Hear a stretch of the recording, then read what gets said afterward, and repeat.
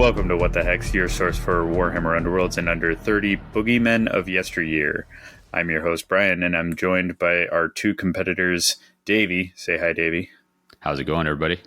And our local Bobby. Say hi, Bobby. How's it going? Welcome, gentlemen. I caught the tail end of this event, but today's topic is the batrep between you two that you played. Mollog repped by Davy and Ephilim repped by our Bobby. Yeah. So we'll get into that shortly, starting things off with some community shout-outs, shouting out our local events. We have coming up imminently, June 21st, is our Q2 Madtown Throwdown, where we will have our world qualifying ticket in competition. You can find that on Best Coast Pairings if you want to join us. As well, you can find it on our website, themortalrealms.com.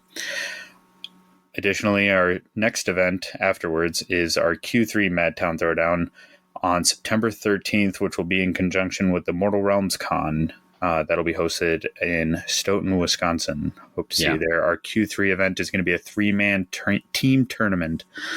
Should be exciting. If you register, let us know, and we can start building teams in advance. All the Mortal Realms hosts are free agents, so... I just want to give a special shout out to that format. Skylar and I have had like a long-term goal of trying to make that happen locally. So this is us going out on a limb, trying to make it work. And I think it's just an absolute blast to be in that team play environment, and I hope folks can make it. Yeah, I got very jealous of Team Poland at Worlds when they were talking about how many events they run over in Poland, and they run team events quite regularly. Tons of fun.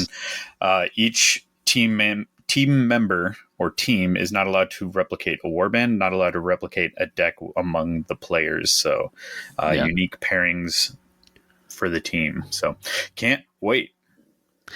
I've got a community shout out. This is, it went up on the Vassal Discord for V2, and this is coming straight off of the Austrian Masters website. It is Bombardi's Unforeseen Underworld's Dice Insights. Buddy, if you want to be a little more tame, or booty if you're feeling a little Slaneshy. I know which one I'm picking. Shake that booty. But a dice buddy sounds great. Yeah. So this is awesome. It is a tool. We'll have a link in the show notes. It's super cool. You can plug in and basically calculate the probability of landing a hit. You plug in how many attack dice, how many defense dice, up to 2 rerolls. And then your attack value, like what you're needing to hit versus what you're needing to defend, and it'll give you a success probability. The only thing that it doesn't do on the fly is calculate what are the chances of a tie. But I think you can kind of run the numbers one way, figure out what the chances are of scoring a hit, and then tweak them to see what a tie would look like. But really useful, and we're going to try and bust it out a couple times during this bat rep just to tell you what the odds of a key attack are. And so I just encourage you, we'll try and mention it, but like we'll talk about an attack, think like, what are the odds that's going to land? And then we'll try and once or twice here, just for a real important one, say like, here are the actual odds that this would land. And a couple of the numbers surprised me, but super valuable tool. Really glad to have it. So a big thanks to the Bombardi especially, and then the Austrian Masters League for putting it up on their site. David, did you have to go looking for this after the match because of your dice? No. I think I knew it was out there, and there's a key attack towards the end, and I was like, gosh, I wonder what the chances were on that, because I a lot pivots on it. So nice. Yeah. Well, cool. So brief mention of what the heck is going on with you. Bobby and I, we recently pulled the trigger on making those reservations, and we will be making a trip out to Ottawa where we have a Canadian raiding party going. Myself, Bobby, and Alex will be in Ottawa for the CTC Canadian Tabletop Championship May 24th. So we'll see G and his locals out there. Hope to see you there too. Meet some new faces. Yeah, I am jealous that I am not riding with you on that raiding party. That's going to be cool. Oh yeah, we will. It's a 15-hour drive, so we'll Not see. jealous of that part, to be clear. Yeah, but you're still working out whether or not you'll make it to Nova. Yeah. Yep. The problem right now is that I'm working on Labor Day. I either need to find somebody to take that, or I need to try and fly us out that Sunday night. But I'm working hard to try and make that happen. Davy's coworkers listening here, please hook a brother up. Yeah, so much crossover. No crossover. All right.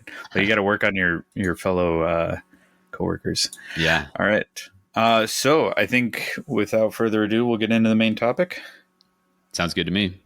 Sweet. So let us pull up the Vassal. So we will have this recorded. Our Vassal game is recorded and will be online to watch as a, what do they call that? Like where it's a side-by-side where you can watch the Vassal game as well as listen to our unedited podcast if you are a Patreon member. So please consider subscribing and you get some extra content out of this. Otherwise, you get the edited audio. So hopefully that will entertain you on your way to and from work or on your commutes, what have you.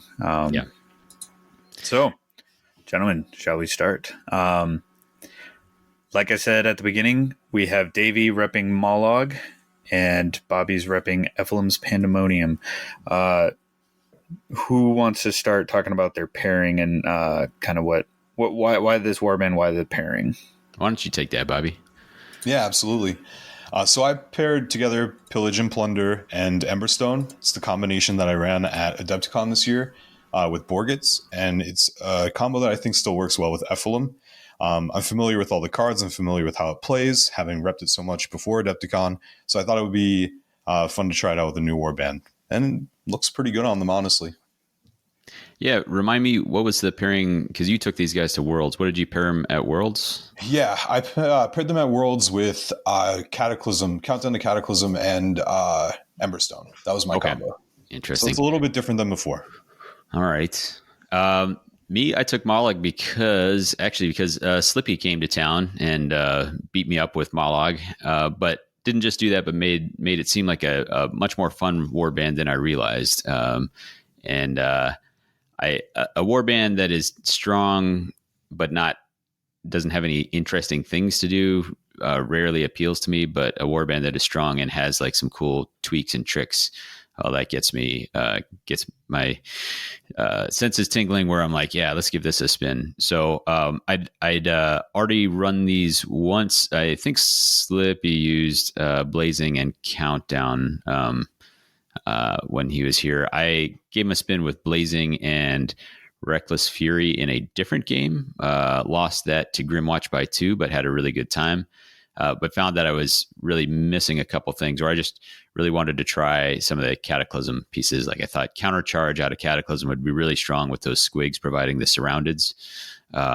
And I thought that being able, the same thing, the Vicious Critters ability where they're making anyone adjacent surrounded really ups the accuracy on, was it Desperate Rage, the 3 damage attack. So that seemed like a really attractive option as well. Yep. So with that in mind, I thought I'd give the Blazing Countdown combo a try here. And so that's what I was spun up for. Very cool. Yeah, after Adepticon, always a time for us to reevaluate.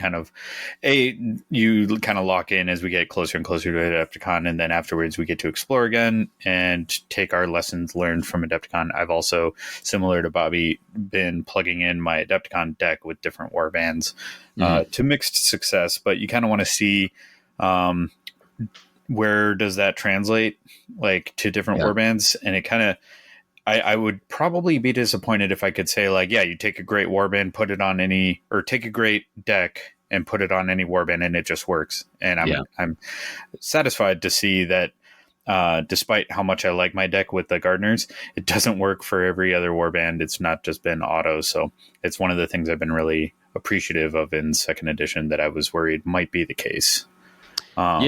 That's cool, because that is a phenomenon that just didn't exist in first. Really, is this pick up and try with something else? But yeah, I found the same thing making the same pairing with different war bands really kind of changes what you can and can't take or should or shouldn't take out of a given deck. Exactly. So, all right. I am blind to your guys' first card draws.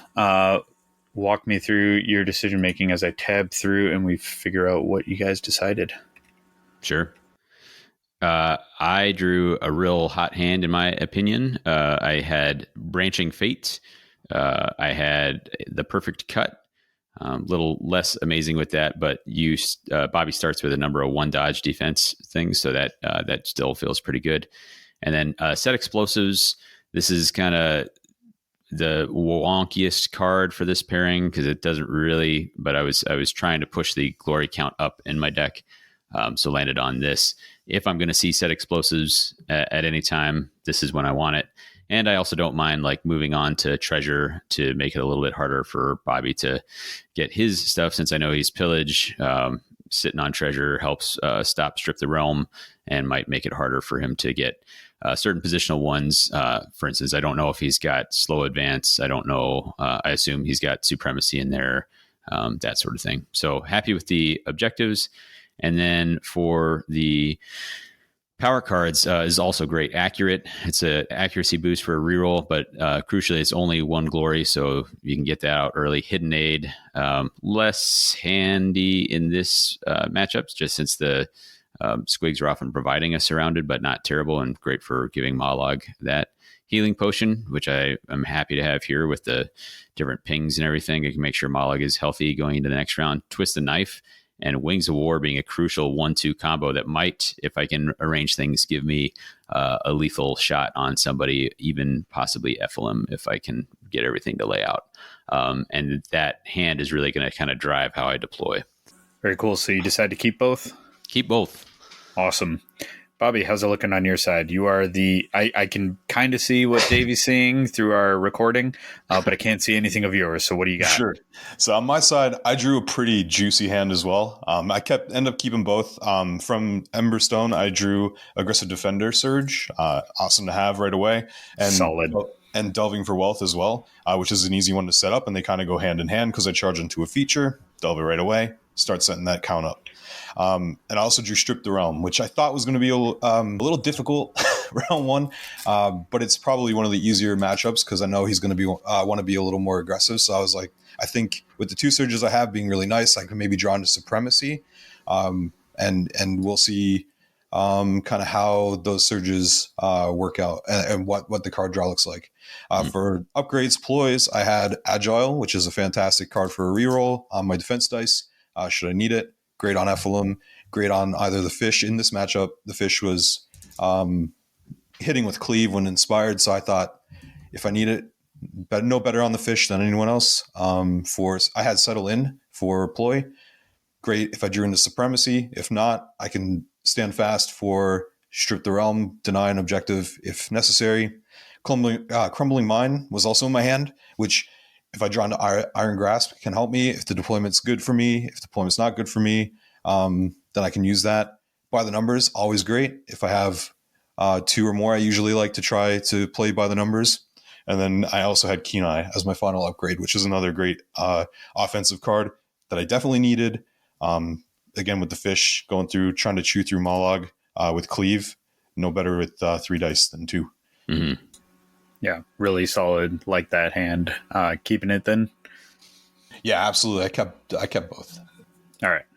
Sweet. So we got a roll off for boards. Davy wins the board placement. So what do we decide?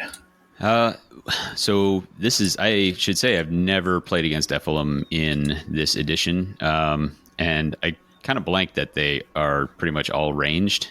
I still think probably the right pick is an open board because while he gets some help from ranged attacks, I really want Mollog to be able to get anywhere he needs to as efficiently as possible, and I'm going to have to find a way to leverage that range 2 attack frequently. So I go with the open board, the one with no blocked, and then I decided to place it on the 5s, so kind of the wider of the 2 deployments. Just the idea is that I could make it so that Bobby probably didn't feel like he had anywhere especially safe that he could deploy. Not that there's a lot of hiding in the back these days, anyway. But that was my thought process. And then with Cataclysm and Violent Blast, just kind of having the where he might want to hide back by the Stagger Hex, so that I could potentially kind of shove him around or use that for myself. Okay, so for the listeners, we have the open board with that gold medallion in the center. No blocked hexes. Davy has chosen to put Ephilim on the side. We have 5 hexes in No Man's Land, so we're doing a whiteboard style deployment. And then Ephilim is on the upper half, and then Davy's south on the end. Notable deployment features for Ephilim here. That's this is the side with the deployment, the spawn hex in an edge hex, and then Mollog is deploying with 3 very forward spawn points. Bobby places the first feature token, treasure token in No Man's Land, obviously, as he needs to. Offsets it to the left side of the board. Davy places the first token in enemy territory, in Ephilim's territory, right across the line, touching the line even between the two No Man's Land hexes. Here, my idea was that I thought this was going to block out easy near placement. I'm still thinking about slow advance, and this placement really kind of would make the next possible landing spot in my territory pretty deep, which I'm feeling okay about. It also reduces the number of No Man's Land hexes down to just the one that Bobby placed initially, so it really demands slow advance be on that one hex. Yeah, so exactly. That is exactly what Mollog wants to do. He doesn't want to be bouncing between options. He wants to be camping at the one. Yep. And then Bobby gives himself a home field token away from the Stagger Hex. I presume to keep off Violent Blast from being super manipulative. Absolutely. With Emberstone and Supremacy, I didn't want to be anywhere near the Stagger Hex, given Violent Blast is a card that can knock me around, and I didn't want that. So then, Davey, I presume you demand that Violent Blast be relevant, and you put one next to your own home field Stagger Hex. There's only one spot left that could go in Bobby's territory. If he wanted that, he was going to have it. And so I just wanted to make sure that if there was another one in my territory, it was Violent Blastable. Right. Yep. So then Bobby does give it to himself in home territory, bit on the edge, kind of far out there. We got a very elongated trapezoid here, but it is out of reach of the Violent Hex Blast. So the only one is, so there's one treasure token in Davy's territory, and there's 3 in Bobby's territory. The 3 in Bobby's territory are not Violent Blastable. They're not adjacent to a Stagger Hex, but the one in Davy's territory is adjacent to the Stagger Hex. Flip tokens, starting with deployment. Looks like Bobby's putting Kindlefinger on that adjacent summoning hex next to the edge hex summoning hex. Basically, close and within reach of objective number 1, which was the one that Davy placed first in Ephilim's territory, just across No Man's Land line. So if Davy chooses to charge onto 1, he could hit Kindlefinger with a range 2 from Mollog. Reading that correctly, Davy? Yep. We can probably push through the deployment fairly quickly. All right. Okay. So then Spite Shroom goes down as he delays, and then Spawn Maw goes down in a similar position to Kindlefinger, where he is also within striking range right across No Man's Land from objective 1. Then the Bat Squig goes down on Davy's left flank, trying to cover more bases. Then Apitrax goes down in Bobby's territory next to the Stagger Hex, way in the back. So I think he wants to keep Apitrax safe so that he can use that cleave. I think Apitrax might end up shuffling a little bit here in a second. But I do believe this moves slightly up. Oh, and then the Stalactite Squig goes back into an edge hex. Yeah, so I was really thinking hard about this. I didn't like putting Stalactite Squig next to Apitrax because Apitrax could just inspire straight to cleave, in which case Stalactite Squig was in a huge amount of danger right away. However, I really thought that Ephilim was going to go into this other starting hex right there. I was like, if I can get an extra bite or even nudge Ephilim over into the stagger, then I can probably line up a Wings of War, twist the knife, lethal shot, depending, and if I get the damage, then I won't even need the edge of the knife. I can use it to protect against a crit or something like that, standing fast and stopping the kill. So this was, I'll put Stalag Swig down with the idea that I might just be trading for Ephilim and putting pressure on Bobby's deployment. Gotcha. Yeah, and I did initially see this coming when doing deployment, but there wasn't a lot I could do about it because Ephilim kind of is slightly lich pinny. So I basically, with my final 2 deployments, I kind of wanted to bait where Mollog would go. So I left Ephilim for last because no matter who won the roll off, I would get final say really in deployment. Yeah. So I kind of waited to see what would happen and put Flamespooler near the front and made Ephilim an option either left or right of the board, pretty deep back there. The only thing I think I could have moved Stalag Squig so that I was into the spot that I thought that Ephilim was going to land on, but not be next to Apitrax and make you charge Apitrax to do something. Might have been slightly better. All right, so just to mentally paint a picture for the listeners, audio listeners, Apitrax was placed 1 forward, so there's 2 adjacent spawn hexes that are near the treasure token number 3, as well as the stagger hex in Ephilim's territory. It is also directly north of the furthest, well, almost furthest forward, but furthest flank spawn hex where Mollog could go, so that if Mollog spawned on that hex, he's 1 away from no man's land, so like literally adjacent to no man's land. Mollog could just move 3 forward and be within range 1 of both of these spawn hexes. So what does Davy do? He plants Stalagasquig on the opposite side so that he's adjacent and supporting that Mollog swing. Yeah. And Bobby's in a rough position because the only other 2 spawn points where he could put Ephilim later would be even closer to Mollog. So it's a tough situation. So he puts Flamespooler near the stagger hex to kind of make it so that at least Mollog is going to charge into both enemy fighters, so that Mollog is surrounded if he's making a range 1 attack on Ephilim's spawn point. And then Mollog goes down, doesn't take that spot though. He takes a little less obvious one, I think, because you have Wings of War. It gives you that option to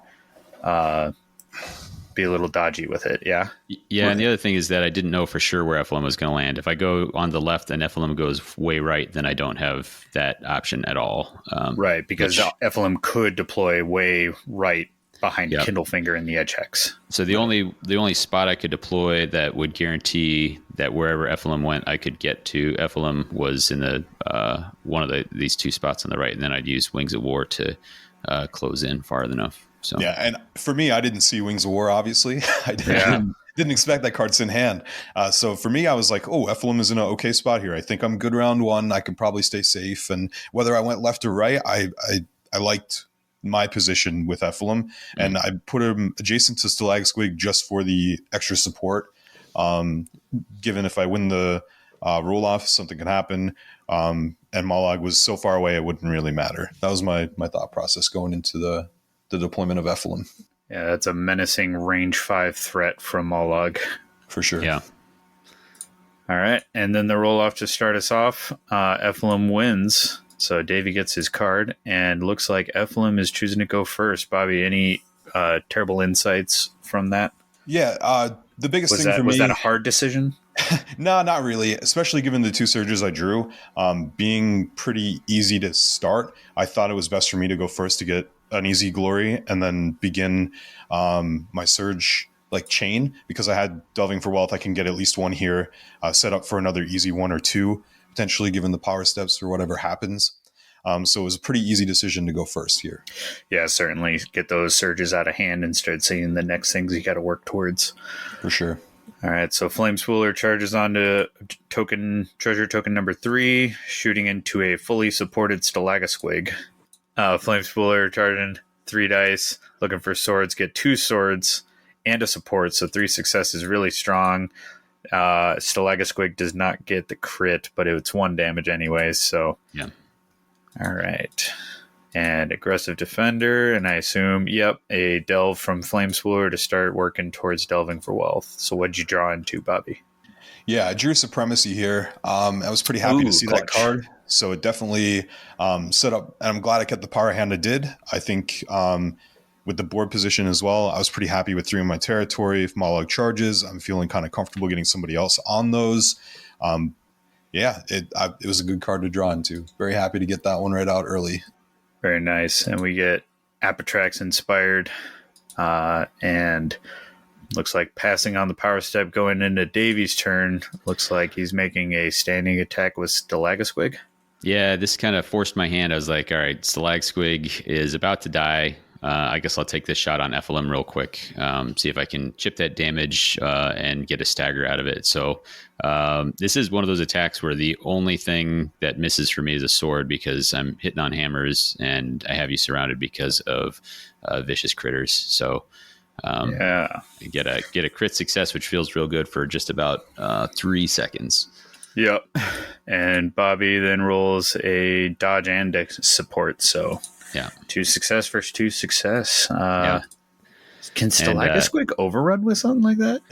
No. Well, so that's actually a good point, is that we were playing it in the same way that Slippy did when he came to town, which was to say, we just said that Stalagsquig, instead of like saying that his rule is a whole bunch of text to say you can't use confusion and stuff like that, there's like, can't move, can't be pushed.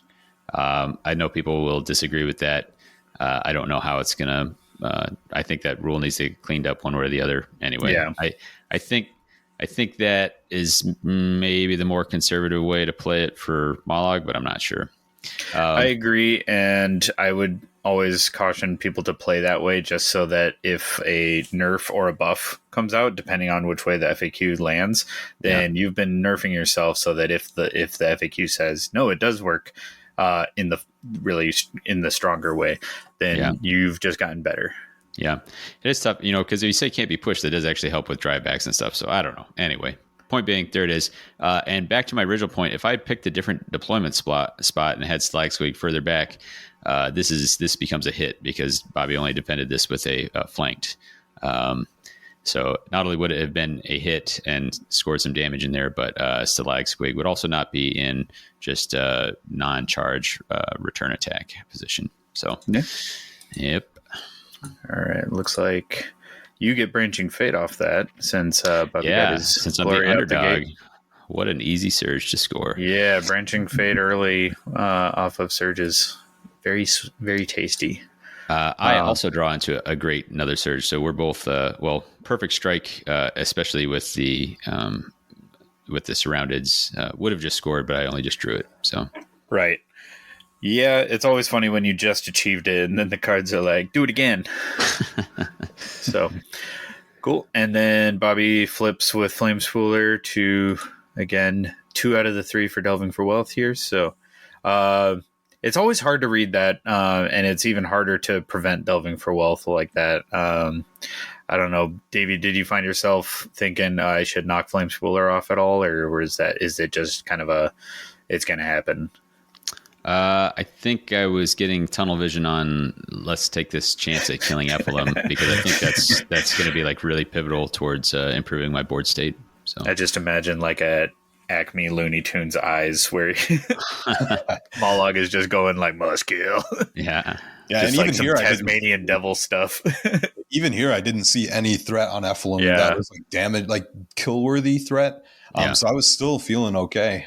Right. So right now where they stand, because Ephilim was knocked into the stagger hex, Mollog is 4 hexes away from base to base contact with Ephilim.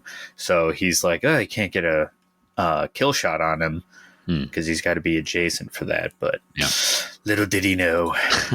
Yeah. All right. So then for Bobby's second action, he is taking a swing with Apitrax into Stalagasquig, looking for that kill, thinking that Ephilim is able to tank a first hit at least. Yeah. And looks like Bobby got 1 success. So actually I had a 50-50 to stop this, because I have him surrounded with vicious critters. But I roll the dodge and Stalagasquig dies. Whoops. Fish beats rock. Yeah. True. Classic matchup. And Delving for Wealth is achieved with Flame Spooler. Here are the people. And what'd you draw into? I drew in a Torn Landscape. And I kind of just watched this card as like I'll get it in round 2. Because Supremacy is obviously in this board state currently how I'm looking pretty obtainable. So I played mostly for Supremacy and held on to Torn Landscape and like put it in the back pocket and was like, we'll worry about this card later. Yeah. Yeah. But in a hand like this, it's a hedge your bets type card. So Exactly. see where the tokens lie after the bodies start dropping. And then for Davy's second activation, we have a Spite Stroom moving on to his home field objective. Yeah, that was me being a little worried about Strip the Realm being a possible score, and I didn't know if he had any plus movements. Spawn Maw starts moving fast enough so to get to this one. So I was like, I'm going to cover this up. Again, I don't know if I have to worry about slow advance, that sort of thing. So I felt like I still had I had a hex to spare as far as getting to Ephilim. So even if Bobby like caught wind of Wings of War and tried to push Mollog back, I was still going to have it. So I thought this was a safe one to kind of stall and try to make Bobby's game plan a little bit harder. Yep. I think that's a good call because Spawn Maw racing in on objective number 3 there in your home field, also getting a shot on Mollog. Then it becomes a debate of does Mollog stand and swing and punish Spawn Maw, or does he go for Ephilim, who's the true target? Yeah. Cool. And then, Bobby, your third activation, Kindlefinger making a charge onto your home field objective that's right adjacent to No Man's Land or Fortress territory, as I like to call it. Yeah. And this was kind of a thought process for me, was more or less I have Strip in hand. Spice Room's on objective 5. That's Certainly. a no-go for me. Yeah. So, and the other thing too is when cannot abide. yeah, pretty much. But when this pairing comes up, Cataclysm and Blazing, most of my familiarity with the deck is with the Gits. And when I've played them, it's kind of, you can't really do a lot to stop them. And it's more just play your own game. So it's kind of the approach I took in this moment. I didn't realize that he had set explosives, and I did kind of overlook that. So this was also like a denial piece, but I kind of overlooked it. Yeah. It was more a selfish play, more a play for myself and my own cards. Yeah. Yeah. Knocking fighters off treasure tokens is always a bonus. It usually benefits you, but it always benefits denying theirs, True. but it usually benefits you as well. And looking at this, I wonder, because I almost had an action to spare. I wonder if I should have put Spite Room on guard and then walked on. Just delayed one more to really kind of protect against that if I was counterplaying that hard. So that's but one dodge is a lot of investment. Yeah, on guard's a lot better, but yeah. Anyway, and it was less about it was less about tanking the hit and more about not getting pushed off. I see that. Like, I still forget that they're all 3 health now.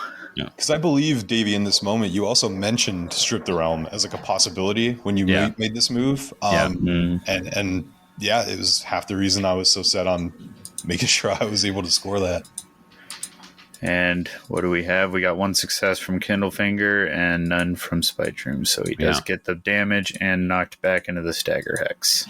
Yeah, I also play Flames Fires of Change here as well off my War Scroll, and basically do a ping damage to Mollog in the beginning of the next round as well. Yeah, that's sweet. And then Power Step, you delve with Kindlefinger.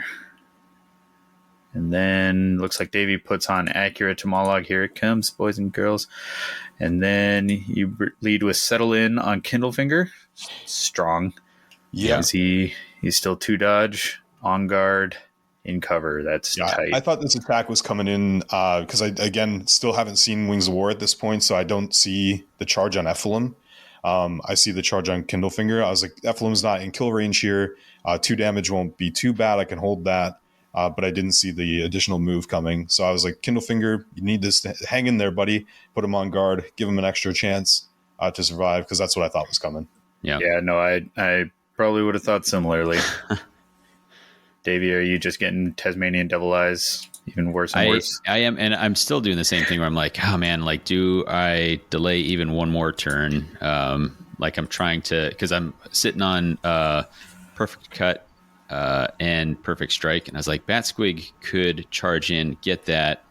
I have enough to put accuracy out on Mollog but with one more scored objective, I could also put hidden aid to get this even more guarantee. But for some reason, it's funny how, because I'm sweating this whole round like, Bobby knows I have Wings of War, like he's gonna like push Mollog back or get Ephilim to a safe spot. And so I was like, I think I got to go now before I run out of time for this. And meanwhile, apparently Bobby wasn't thinking about it. So you got the Wings of War coming out. One of those cards I never see or I haven't seen in any of my games. So I never expected it. Every time I see additional movement, it's either from Headlong Charge or from Great Speed. So this is just a hand trap card that I just did not see coming. Yeah. Well, if you didn't see that coming, I'm expecting you didn't see Twist the Knife coming up as well. I did not. I'm going to take a pause here because I'm about to make a 2-hammer attack with double rerolls into a 2-dodge fighter. And what does the buddy say? Exactly. The Dice Buddy says that this is a 66.67 chance of success. So I'm 2/3 chance to get this through. Now that does not include a crit, which will sink my chances here. So if either one of these are a crit, then this is also not going to get the kill. Right. It'll just give him a big bad scare. Don't need either reroll, and he doesn't get any successes. No successes. Oof. Yeah. That was a painful one. Reminiscent of Worlds right there. Some Gore Hulk flashbacks. Yeah. PTSD. We'll catch it in a little Gore bit. Hulk, why do you look like a troll? We'll catch it in a little bit. I forget that Ephilim's 2 bounty here. So this is actually a 4 glory kill because it scores a perfect cut, a perfect strike, and the 2 glory bounty. Very spicy. Very juicy. Yep. All right. What do you draw into, Davy? I pick up. I continue the real nice draws, critical effort. So I'll just be looking for a crit on a future attack, and then keep chopping, which is definitely going to score here in a second because Batsquig's going to be able to make my 3rd attack for the round. Yeah, not really sad with that. All right, Dave, Bobby, how you feeling after that out of nowhere? Yeah, it hurt. It definitely hurt. Ephilim is important. But I was still confident. I've played that, like I said, at Worlds, it was pretty much Ephilim dead round 1 over and over and over. So I got kind of comfortable with playing with the other changers. I was okay, but I didn't know how I was going to chew through Mollog. So my plan kind of became, how do I kind of keep everyone alive? So that's kind of what I began to run through. Once I score Supremacy, my big card is kind of out of there. Strip the Realm is either hit or miss. You either score it or you don't in most matchups. So I was kind of like, if I score Supremacy, keep everyone alive, there's a chance I could still kind of hang in here. So that I was nervous, but I've been here before. Yeah, so for those that don't know, when Ephilim goes down, that means that his changelings don't get to respawn at the end of each round. So I also don't get to draw a power card every death of a changer within 2. So that kind of hurt as well. So drop in power and a drop in kind of like redundancy safety with the respawns. So always a gut punch, but you still have 4 very capable fighters still. So, all right. And then got the Spite Shroom, got his stagger from being pushed back. Spawn Maw for Bobby's 4th, making a charge onto the 3rd home field objective into Mollog. Going to start getting those investments in. Looks like Spawn Maw got a crit, and this was the ranged attack. The little skull is in the way of my dice stat here. We noticed that as well. We had to work around that, but it was a Fury attack, so we had a crit success here. Very nice. And nothing for Mollog, so the investment has begun. And then in power, Kindlefinger delves his cover token back to treasure. So it looks like Supremacy is in hand, but Davy still has final say. Davy, for your power step, you put Duelist onto somebody, looking at Batsquig, I presume? Yeah, Batsquig's the only one left to do something. Batsquig can come in with a pretty accurate attack. Some ideas, I'm just going to fly in, bump Flame Spooler off, and either overrun or Duelist on. I'd rather have Duelist on Mollog, but I am really worried about Strip the Realm, and so this is my way to try and deny that. Yeah, certainly. and I seen when the duelist went down, I was kind of like, I see what's coming. I'm staggered. He can reach me. Easy overrun potential. So I had 3 objectives, and I played by the numbers here for 3. And my hope was to either draw into Wary Delver for another guard token to give to Flame Spooler, or Confusion. Okay, and that's what you got, or?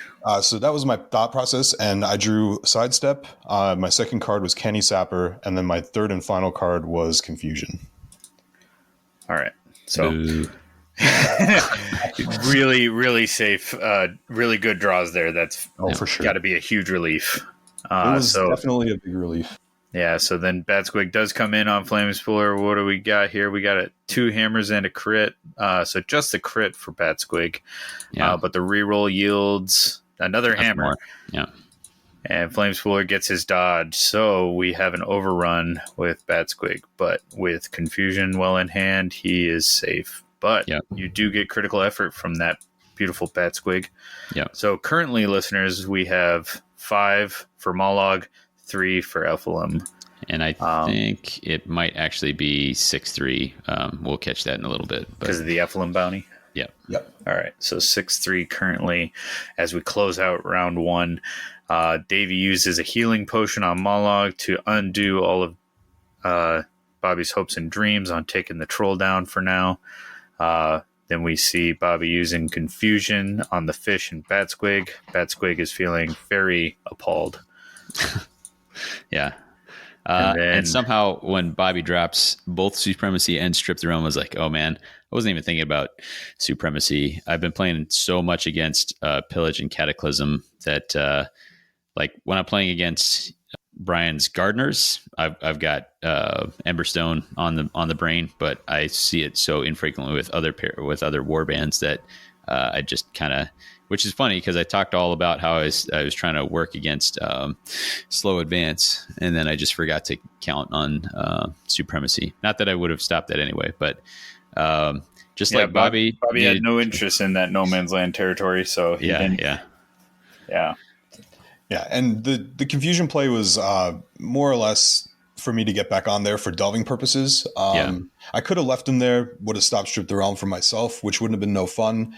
But this kind of setup allows, if I draw Broken Prospects going into the end phase or into the beginning of the next round, I'm set up to kind of do that in power organically. So I didn't really need the Confusion play for Supremacy, but it was more for Strip the Realm and set up for Broken Prospects. Right. I bring up Supremacy because now, just like Bobby had to not panic when Ephilim died, I have to not panic when he comes out with like a 6 glory end phase. I'm like, okay. Right. Yeah. That's the position of aggro versus hold is like, haha, I've dealt a fatal blow to you. And it's like, but my minions are still able to score and rake in the glory. And you're like, I'm racing the clock on the bounty, on the glory. So looks like Keen Eye goes down on the fish. Excellent placement to get a quick Batsquig kill, but only doing 2 damage. So can he find another source of damage?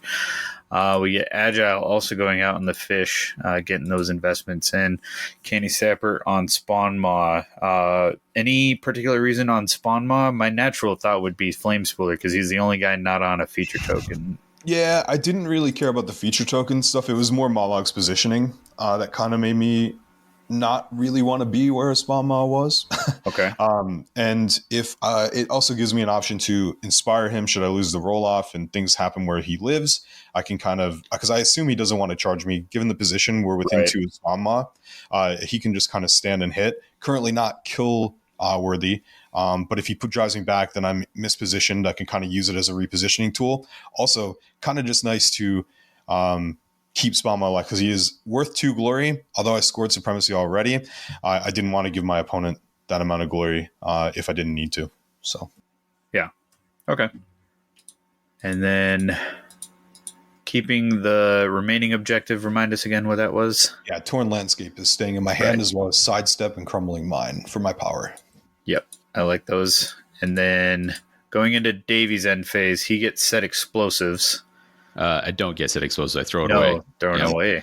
Right. Basically, it feels like it's going to be too much work to make that happen. It's not impossible, but I think it's going to pull away. I'm going to have too much pressure on me to just keep on smashing little guys, and my little guys are likely going to take some hits too. Yeah. I had Well, you drawn do into score loaded keep for bear. chopping. Yep. So that I think technically brings me to 7. So it's 7 and 9. 7 and 9, and then you drop hidden aid on Mollog, and then drawing up. So we'll recap your guys' hands here shortly. Roll off for round 2. Looks like we got hammer. So at this tie, tell me what you drew into for round 2. Currently, we're looking at 7 glory for Mollog, 9 glory for Ephilim. I've got some nice stuff to keep everything going. I picked up Get Stuck In, so surge for attacking somebody in enemy territory. That's obviously going to happen. Fields of Blood, that's almost certainly going to happen. And then Loaded for Bear, also going to happen. So I got 2 1 glory end phases. My main concern is, can I keep pace here? And I draw a banger power card hand, although it actually, I just need 1 more upgrade to get Loaded for Bear. And I don't draw that, I don't think. I think I draw all power, ploys. But listen to these ploys.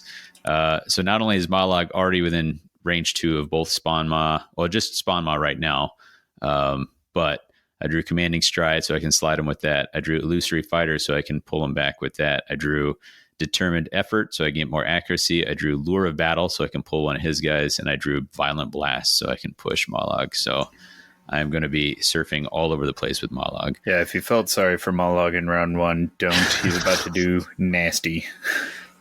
He's certainly, I've got a lot of tricks, and I'm really kind of excited about this because I'm like, I think Bobby's going to make some smart plays to try and get out of the way, and I probably have more resources in hand to like keep on swinging more than he's expecting from the troll.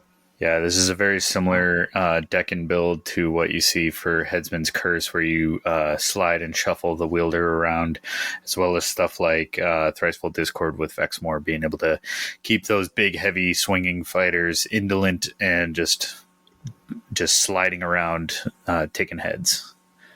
Bobby, having lost Ephilim, how's your power hand looking? Is it looking like salvation, or are you thinking that you're in the grave, half foot in the grave already? It's looking rough on the power side. I won't lie. But on the objective side, walk us through it. Yeah, absolutely. On the objective side, I did pick up Share the Load. I was pretty happy to see that, but given the position, I thought that the only real easy way to score this is with an awkward charge that I didn't really want to do. But I was happy to see a surge nonetheless, because drawn 3 end phases kind of always sucks. I had Torn Landscape, which I kept from the last round, and I also drew Iron Grasp, which currently I am scoring, and was pretty happy to draw that card.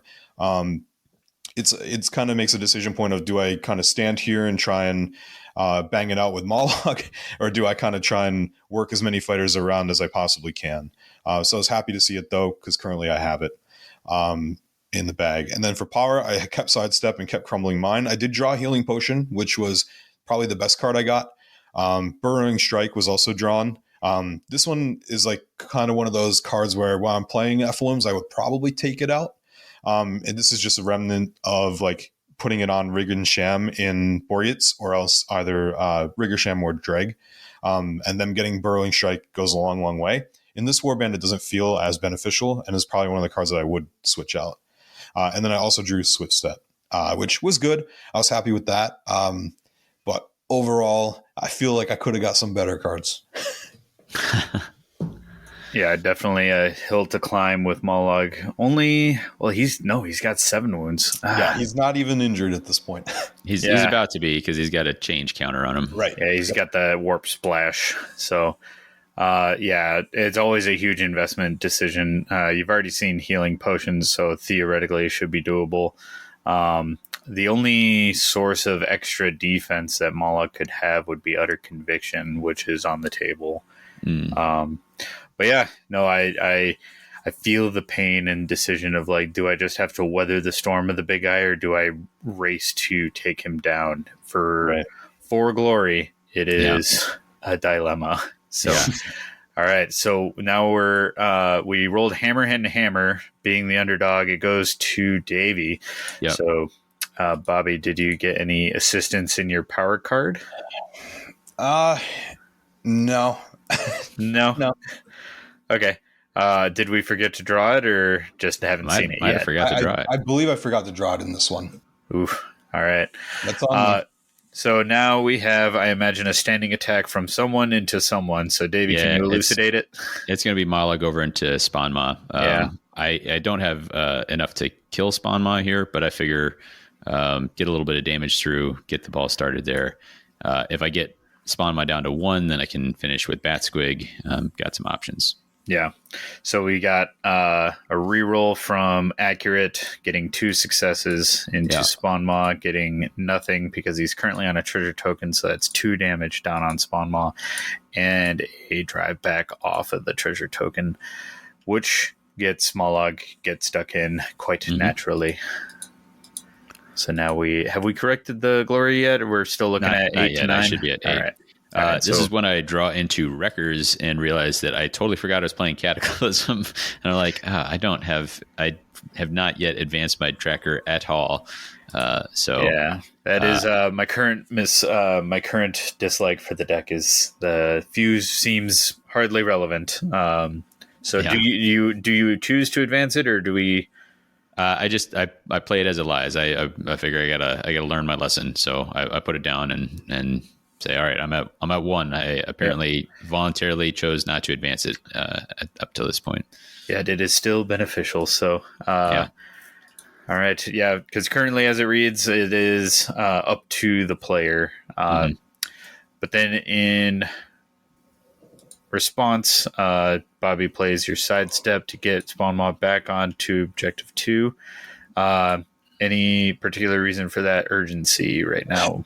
No real urgency, but I do have Torn Landscape in hand, right? So I'm trying to work toward that, and putting Burrowing Strike down here on Spawnmaw will allow me to reach Mollog with a range 2 attack. Okay. So that was the plan. I was going to put down Burrowing Strike here and then delve in power. Yeah, and you got Healing Potion in hand as well. Exactly. So. Yep. Okay. But that won't save Spawnmaw necessarily, but I assume Davy passed and then Burrowing Strike goes down on Spawnmaw. Yep. Which causes Davy to play Commanding Stride in response. Right. Yeah, I figure I've got enough. I'm like, you know what? If Spawnmaw wants to do this damage thing, he can try and he can have to charge me. Spawnmaw wants to be cute. He can work a little harder at it. I should say I went and took the damage from the change counter on Mollog, and then I actually misread Bobby's War Scroll. He told me correctly, but I actually put a change marker on Spite Shroom and did a damage to Spite Shroom as well. So that's on me. How generous. So Mollog uses Commanding Stride to go on to Ephilim's spawn point, sliding adjacent to Back Squig, so now he can reach over Back Squig for a supported attack against Flamespooler or Apitrax, but now Spawnmaw doesn't just get a free swing on Mollog. In fact, nobody has a free swing on Mollog unless they want to make a ranged attack into him. Yep. But Spawnmaw delves his treasure token in order to work towards Torn Landscape. I assume you were doing that because Spawnmaw could be not long for this world, so you wanted to make sure that he was able to delve that one. But exactly. And then I imagine with Burrowing Strike, extra dice, potential 2 damage. But when he went away, I was more like, okay, if I can't lay damage down standing here, kind of what should I do now? And then I realized like share the loads in hand. And because we're going into mine, there's an opportunity for both a kill and share the load. So that's kind of where I pivot. I pivot from Spawnmaw doing something to kind of how do I get share the load? Okay. And then I imagine Apitrax would be the next target for delving after your own activation. Correct. All right. And so then you put Swift Step down on Spawnmaw. I think that helps. I thought about this charge. This doesn't exactly happen because I'm like, well, I can't score the load. Sorry, I can't score share the load from Swift Step. Kind of this does not happen, and eventually I will choose to charge with Kindle Finger instead. Okay.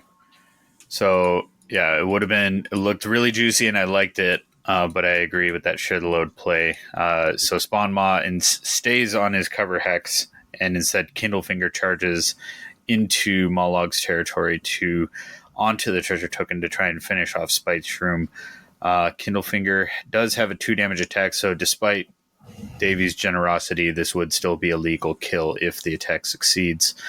I'm guessing in retrospect, there's probably also a little bit of regret from Bobby not being able to delve with Kindlefinger and now having to leave a treasure token flipped up, making Torn Landscape just a little harder. I do have Crumbling Mind still in Power Hand, so I wasn't too concerned about it. Yep, that's a good cover.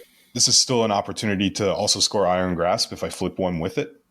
Putting Spanma on the objective down here allows me to also flip that. So I'm trying to cover many different objectives, get them back to cover rather than just kind of like focusing on delving myself. And with this charge, when Kindlefinger is inspired, his accuracy does go down. So to Davy's point of putting that damage on Spite Shroom, looking at this now, if they were the same result, it wouldn't matter so much. But I believe the range one changes from one smash to 2 fury. So I'm looking for the range 4 attack because hammers are more accurate. So I don't actually know if this attack would go through if we caught that extra damage initially. Gotcha. So we got 2 hammers into 1 shield, and Spite Shroom goes down. Yep. So that's fine. That's on me. And then also, if Bobby needs the 2 damage, maybe then it's a spawn mod attack after all, so sure. Lots of possibilities. All right. So Spite Shroom goes down. We still haven't fixed the bounty error. So we're currently at 8 bounty or 8 glory for Mollog to 10 for Bobby. Bobby getting share the load here. And healing potion comes out. What was the objective you drew into?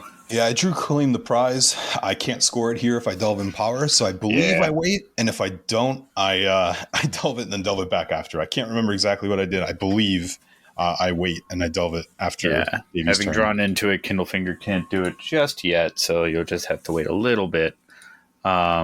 Meanwhile, we have Lure of Battle coming out from Davy. Where's that getting played on? I pull Flame Spooler in. That gives me a adjacent attack, so I have lethal damage on Flame Spooler. So I'm going to be rolling 2, looking for anything but swords with a reroll to kill Flame Spooler here in the next action. Yeah, it looks like Flame Spooler is down. Yep. Mollog gets it. And Kindlefinger gets his, getting Claim the Prize. So still is I think it's been fixed. We're good now. So 9 to 11. Yeah. For currently Ephilim in the lead. Flame Spooler down. What did you draw after scoring Claim the Prize there, Bobby? Yeah, I drew another nice surge, hostile takeover. I don't think I was confident whether or not I've already set this card up because it's persisting through the game. I believe I try and do 2 standing attacks here, but I can't remember exactly. But this card, super schoolable for me in this position. I was pretty happy to see it. Yeah. Yeah, for those not aware, hostile takeover doesn't actually say that it has to be within the same round. So as long as you make a standing attack during the game and you draw into hostile takeover, you make a second one, and there you have it. It'll score. So, and I don't recall that you made a standing attack either. So I think that you're kosher to start from 2 or start from 0 here at this point. Yeah, so I believe I did at the in the first round. I hit Stalag Squig with the Apitrax. That was a standing attack right off the bat, but I wasn't confident, so I believe I played it 2 ways here. Yep. So choosing the hard mode and basically take a standing attack with the fish into Bat Squig, causing 2 damage and pushing him away. Got to feel good. And we have an illusory fighter from Mollog teleporting down to Kindlefinger. Suddenly, Kindlefinger very scared. Yes. This was not what I expected to see. I thought Mollog was just going to stand and start kind of walloping Apitrax.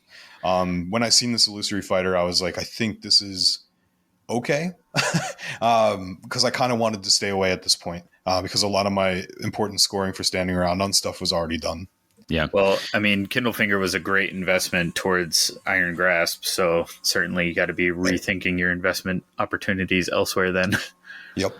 Yeah. Right. And for me, I've got 2 actions left this round.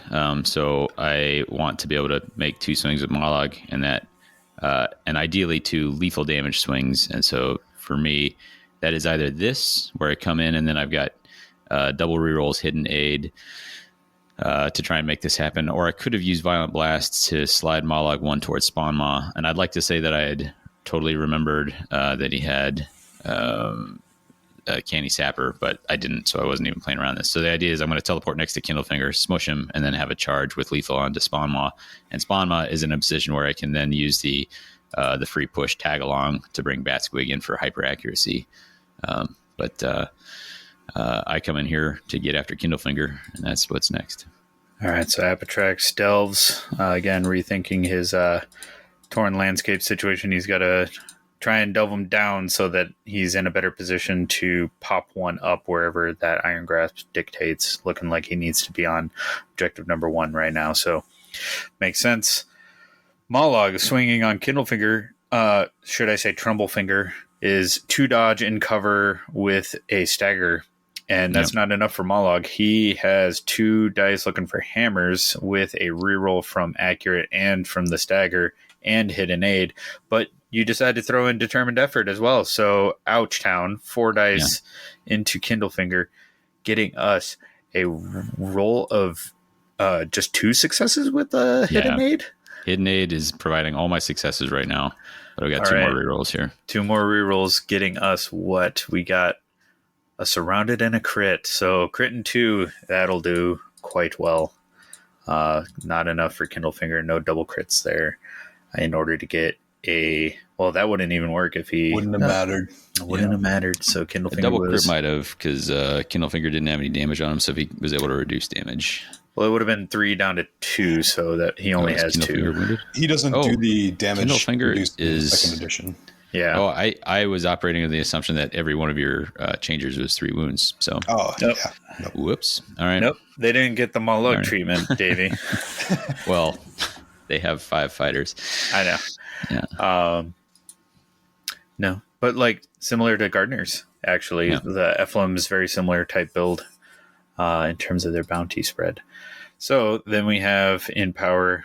Crumbling Mind coming out from Bobby, deciding to flip that objective number 1.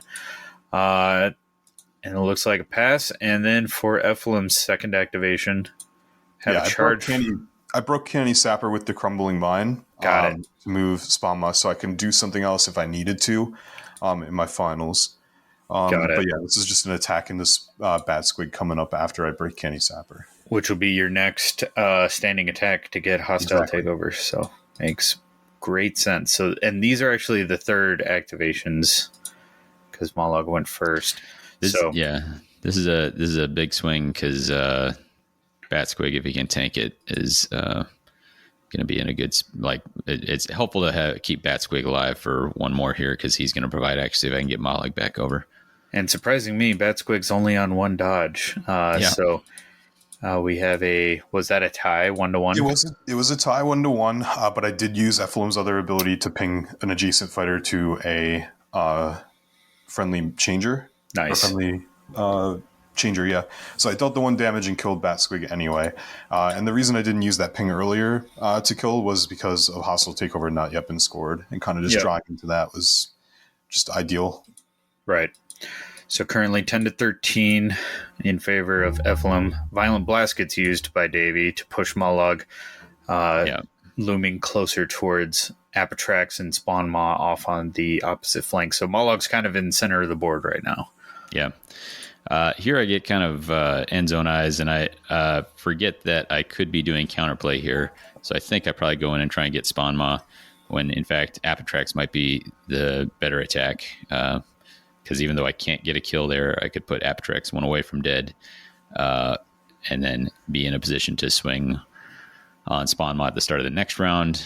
And depending, I know Bobby's out of power cards, so I could, if I bump Apitrax off, then I've got Iron Grasp. However, Bobby actually does have another activation. So, right. I guess the right place still is Spawnmaw in this case. So, Bobby, what did you draw in to replace hostile takeover? Yeah, I drew aggressive claimant. I think this is my final surge, and nowhere in the board right now kind of has that as a scoring opportunity. So I kind of just sit on it and I go, meh. Yeah, because either knocking somebody off of a treasure token or targeting somebody in no man's land, and Mollog currently is not. Mollog is in what we would previously refer to as fortress territory, but not in no man's land. The 5 objective setup does make that card a lot harder. inadvertently. All right, so then Mollog comes charging in, and you said he's swinging at Spawn Maw trying to get that kill? Yeah, and it's at this point where I realize I'm like, oh, wait, is Spawn Maw worth 2? Yeah. There should be another bounty in there, and Bobby confirms this for me. Like, okay, awesome.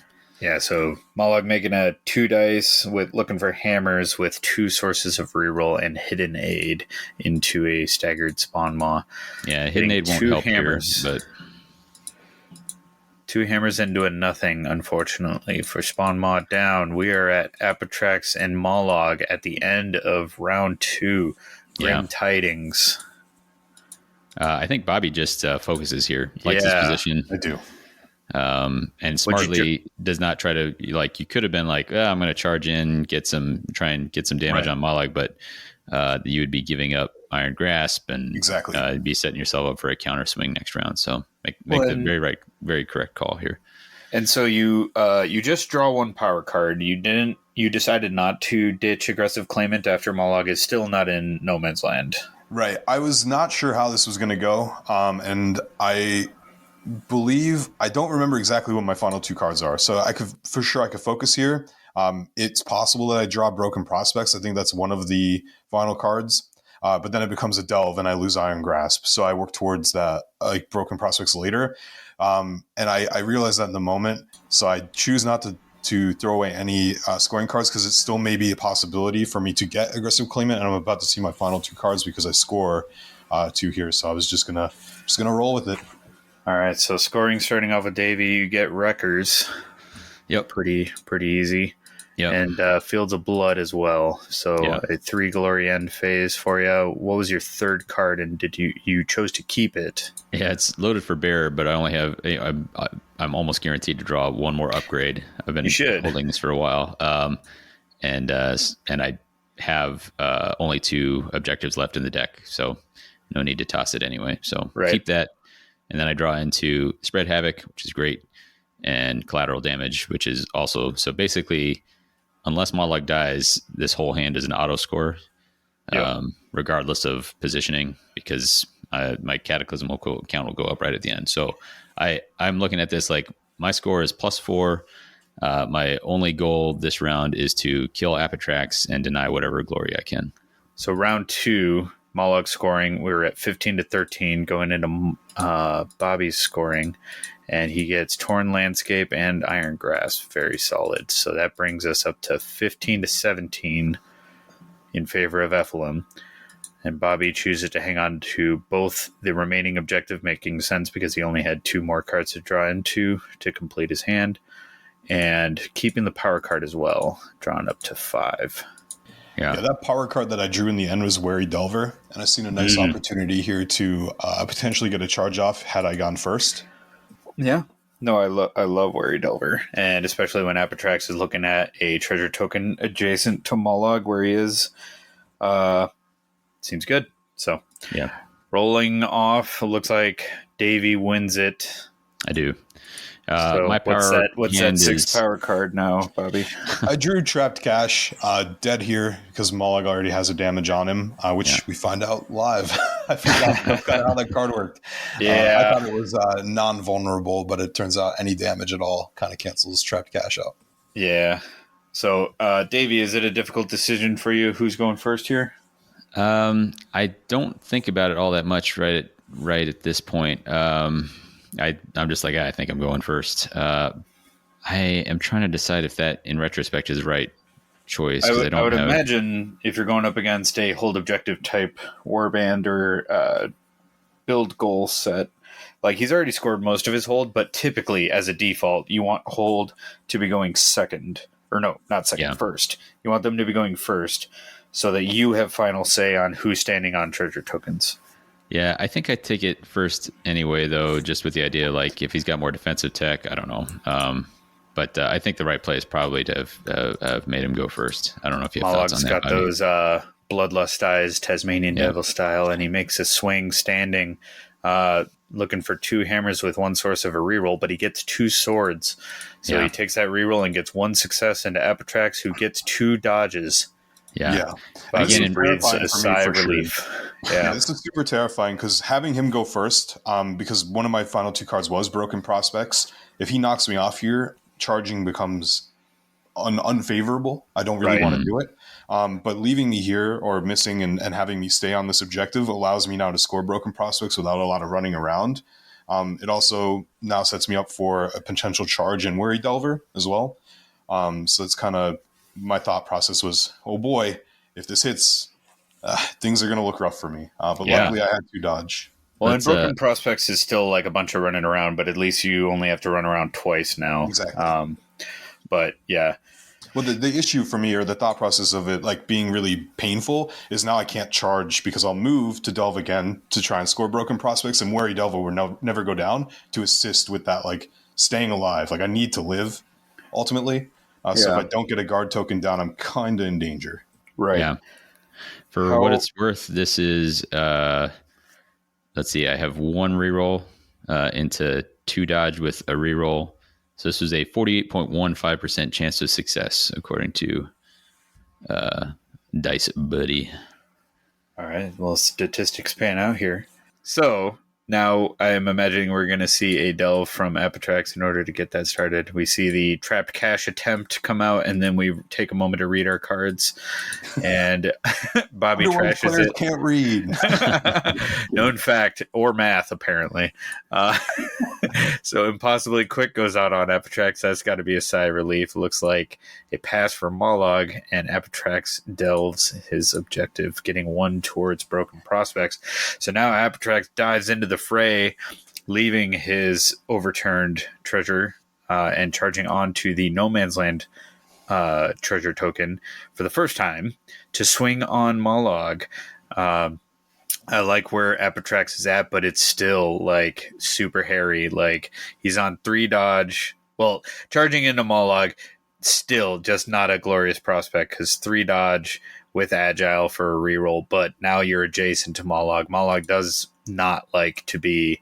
That's right where he wants you, because now even just 1 attack will kill. You just got to pray for stand fast when that goes through.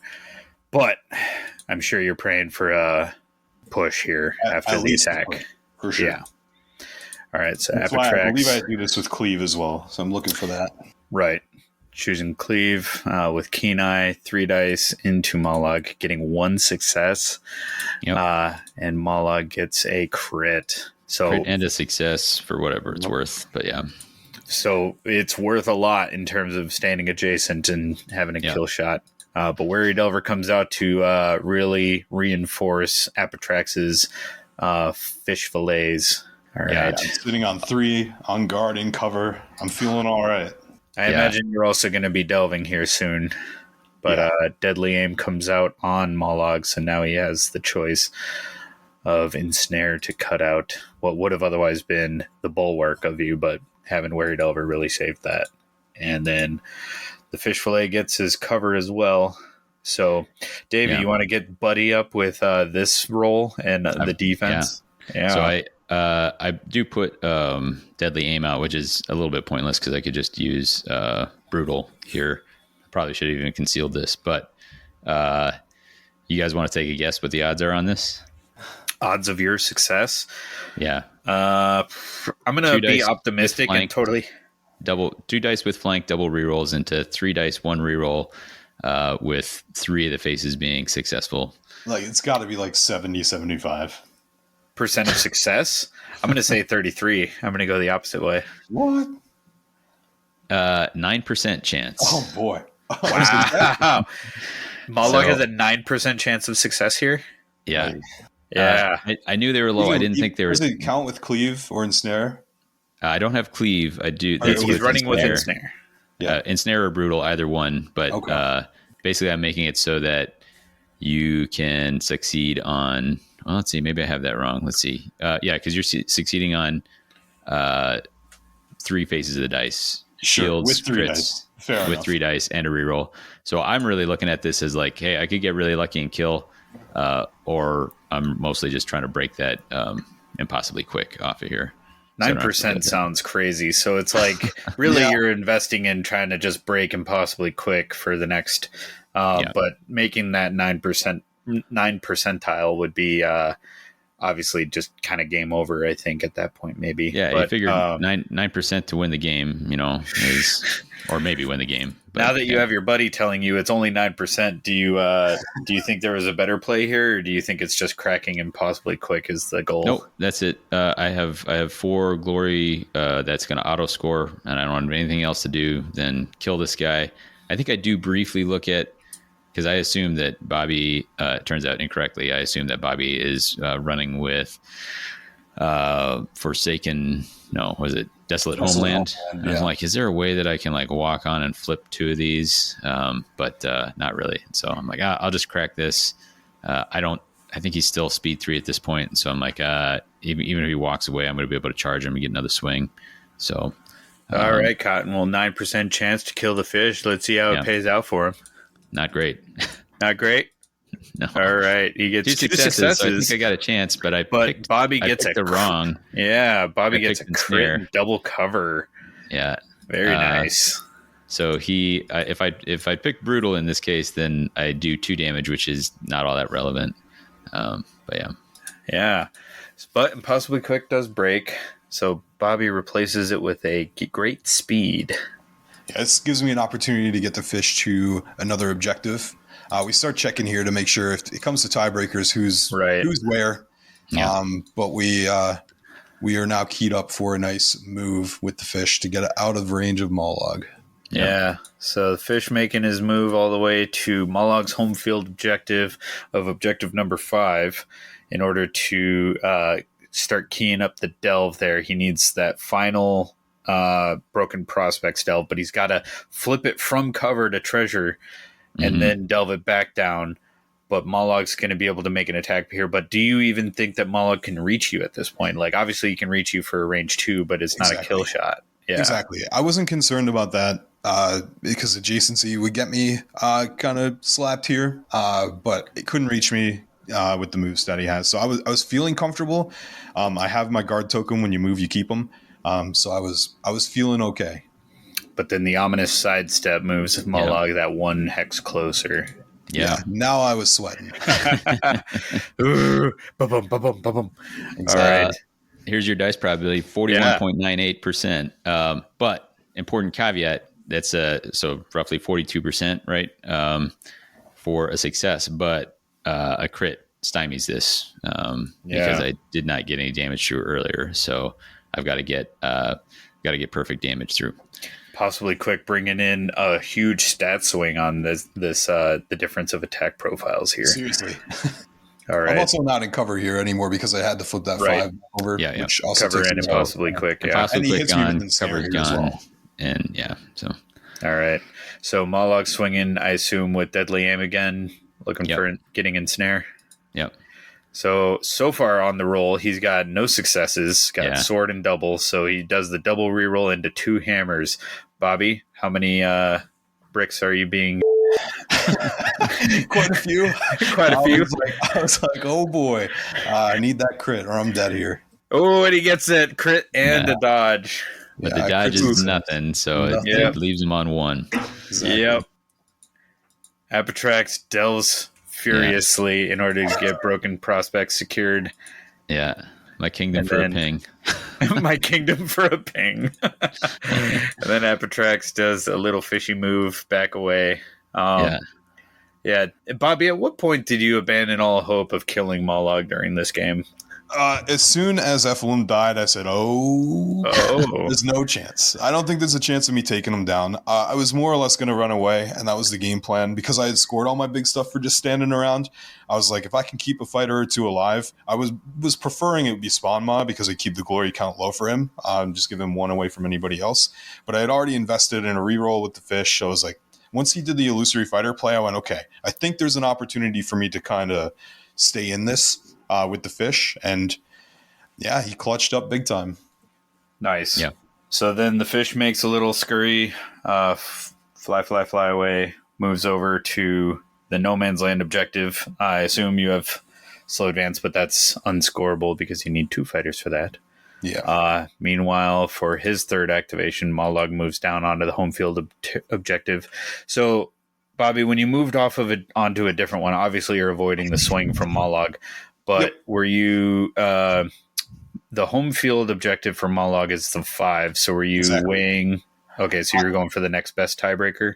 Yeah, pretty much. I was looking at it. I don't think there's any way. I don't even delve in the end because I was like, if he has me on tiebreakers, that is what it is. Right. I can't feed him the glory. Was kind of where I was at, because if I give him another, I'm probably in deep danger. Although now I've already have broken prospects. There was just some weighing of options. So my thought process was, if we're tiebreakers, he can have it. It's been a fantastic game, and that was a pretty clutch moment from the fish. But if it doesn't go my way, it doesn't go my way. So it was a walk away to keep that glory away from him, because he's so accurate. I just didn't want to get hit again. Right. So then for your fourth, I imagine you take a focus here. And I just throw Great Fortitude on the fish for good measure. Yeah, why not? And then looks like, so going into the end phase, it's 15 for Mollog, 17 for Ephilim, and Ephilim starts with the end phase scoring broken prospects, as we said, and against the odds also. Very hard to deny, especially when you're trying to get broken prospects. For 3, bringing you up to a total of 20. And then meanwhile, over on Davy's side, he flips all 3 cards. Where was the pucker factor here, Bobby? I was a little nervous. I counted 5 at first, and then I had to recount again, because as well as not being able to read, I can't count either. So I started to count again, and kind of like, I was very nervous. I wasn't 100% sure if I was going to take it, but with the delve down there, I was like, if you got it on tiebreakers, I ain't even delving. So I didn't even delve, and the glory added up in 1920. It was I think there's 19 to 21. I believe I missed a glory. We do a recount just to make sure we're all as accurate as we are. I believe it ended 19 to 21, but super close, and I was very unsure of the outcome. I knew he had spread havoc. I believe I called that out sometime during the last round of like, what can I deny, if anything? And spread havoc was undeniable. But everything else was kind of like, it is what it is. Yes, I have verified with the unofficial judge the Sesame Street count, and we do have a final of 19 to 20 here. Very close game, especially with an early Ephilim death. Davy, how are you feeling at this point? Really good. I mean, so I lost to Mollog when Slippy came to town by, I think, just a couple, and then I've lost with Mollog by just a couple, but they've been like these really kind of exciting games where counterplay was pretty important. What I liked about the replay here is I didn't realize how important that first attack I had was, because I wasn't thinking enough about what Bobby was going to have to do to get broken prospects. And so, like, if I had driven him off that first one, then broken prospects gets a whole lot more difficult to score. He can still do it with walking, but it means that he's not walking around with a guard token, because it'd be pretty hard for him to get the charge and still do what he wants to do.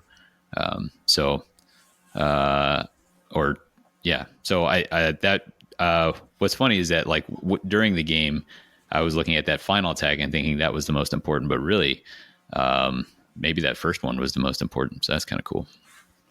Yeah, I really like kind of aggro can be really scary. Obviously, we're looking at a board with only one fighter per team. It's a heavy toll. The Grim Reaper is taking his scything away for Nagash.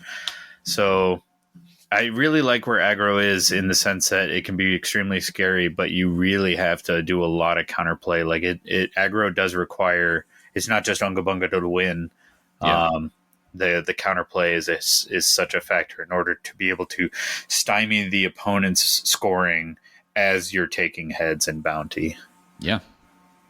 So, well fought, gentlemen. It was a very fascinating game to watch. I was glad to get the tail end here when it was live, and then happy to live it through again with you guys. Looks like some post-game chatter between you two, so always good to do that in any of your games, kind of learn where those decision points were and what could have been done differently. Any final comments, guys, on how a game went? I I imagine, Bobby, on your side, obviously this was a port of your Borget's Beast Grabbers deck onto Ephilim. As you remarked, there was the upgrade weapon attack that really doesn't really belong here. But do you have like more sweeping changes that you would make to this deck for Ephilim? I don't think so. In terms of power, the biggest one for me was definitely Burrowing Strike. Felt pretty out of place in the deck overall. It gave me an interesting opportunity to get some damage on Mollog, but when the Illusory Fighter play came out and like the push around came out, I kind of removed that. But other than that, the power felt okay, and the objectives all felt really good. Very few warbands, kind of like you said earlier, can like take a deck that works with one warband and works with another. This was one of the scenarios where I actually felt like it was okay. It felt pretty good. So I think Pillage and Plunder on Ephilim is probably what I would go forward with. Emberstone is really nice for them, but if Spawnma and or Ephilim die pretty early, it can be problematic. Yeah, I run into the same situation with the Gardeners because you have warbands that have 2 fighters for 2 bounty, and those guys really are clutch for supremacy. So For sure. Anytime you're across the board from an Emberstone warband or deck pairing, look at where the bounty is. Davey, any final thoughts for you and how the Mollog deck performed? No, just I'll have to drop Slippy Line and see how close my deck is to his. Set explosives felt pretty clunky, but the glory ceiling gets a little wonky with this build. So, yeah, I don't know. I don't know if I'd swap that. The cards that I was most excited to get to play with, like Countercharge and Desperate Rage, only arrived after the Squigs were dead. So I'll give it another spin. But really, it's that deal, like you were saying, like, it was fun to play because I wasn't just like, hey, let's smash as many times as possible. It might feel that way, but there was a whole lot of like, what are the important targets? What can I do to deny? And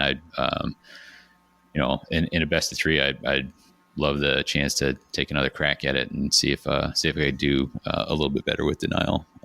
But we both had like pretty white hot objective hands to start, so that was kind of a cool supercharged beginning. True. Yeah.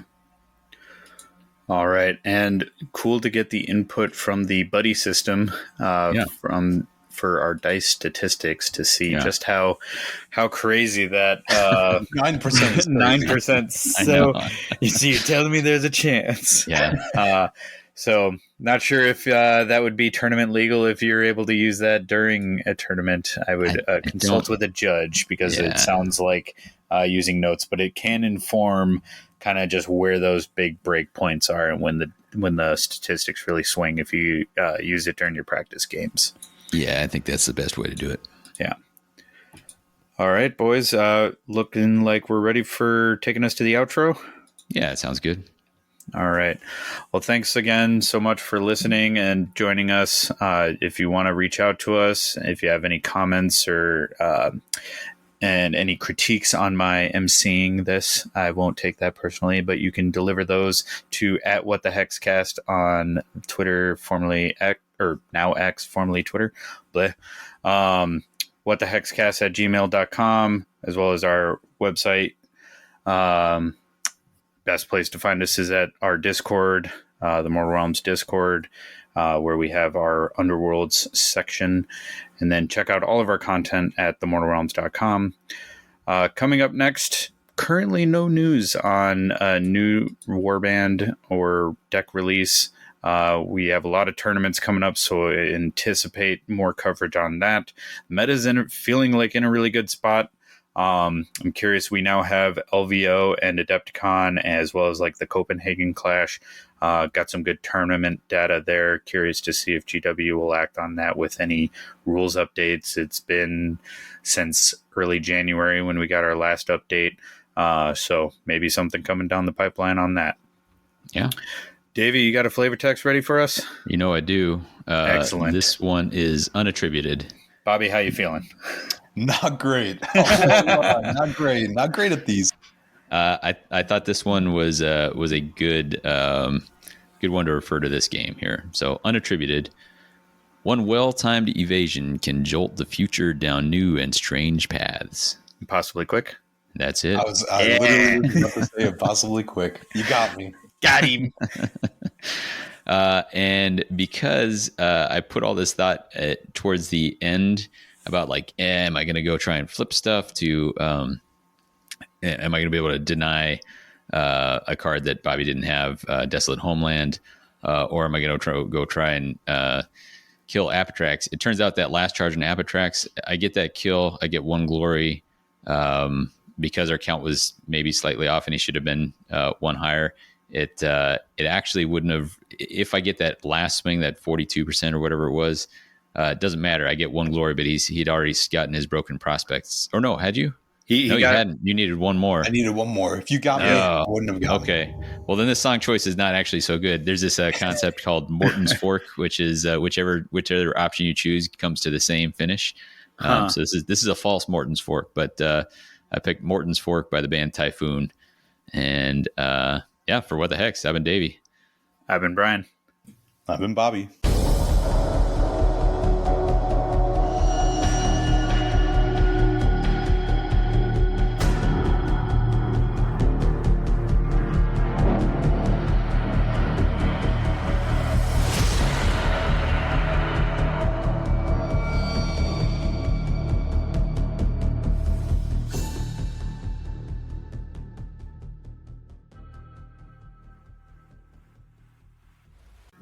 Welcome to What the Hex, your source for Warhammer Underworlds in under 30 booger. Retake. Already got fuel for the end.